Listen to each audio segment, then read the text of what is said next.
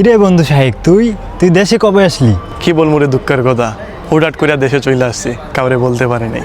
এখন তো এই কথাই কবি, দেশে থাকতে একলগে কত আড্ডা দিছি, কত একসাথে ঘুরছি ফিরছি। এখন দেশে আসলে একটা মেসেজ দিলি না, ফোন দিলি না, এখন তো এই কথা বলবি? বহুত স্বার্থপর হয়ে গেছ তুই। হরে বন্ধু, আমি স্বার্থপর হইয়া গেছি।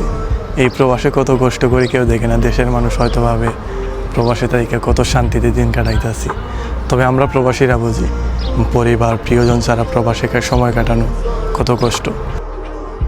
তোদের মতো বন্ধুরা যাদের প্রবাস সম্পর্কে কোনো ধারণা নাই, তারা এই কথাই বলবে প্রবাসে যাওয়ার পর আমরা স্বার্থপর হয়ে যাই।